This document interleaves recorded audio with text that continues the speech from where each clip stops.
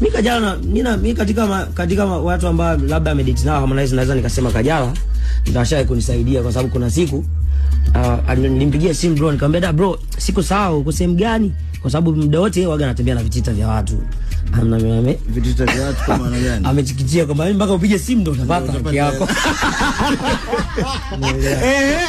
Anatembea na kufunga. Kwa nikampigia simu mzee wapi?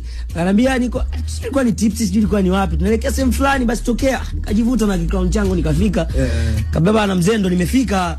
Basi mimi sasa nilipofika wao ndo wanatoka tena kuna sehemu wanaelekea. Nikamwambia bana nisogee hapo basi mzee wangu. Akanambia tutakutana hapo mbele. Nikamwambia nisogee hapo. Mimi siwezi kuongea mbele ya mwanamke kwamba mimi sina hela. Sasa naongeaje? Inabidi atoke pembeni. Mimi nataka nisogee hapo unaposogea ila ndio tuongee mtu mbili. Sasa Shem Kajala akageuka akaniona mimi hali yangu ilivyo. Akajua akaenda pale kwenye kile kitita cha msela. Akachota 20 akanipitishia dirishani. Shukrani sana Shem Kajala. 2020. Ni 2020. Nikaweka amina nashukuru kwa sababu ndio maisha ni bro mjanja ni kuvuka ujanja ni kuvuka leo kuiona kesho. Ndio. Right, lakini pia nategemea kesho unaionaje ukiwa nani. Right? So kwa hivyo klabu 20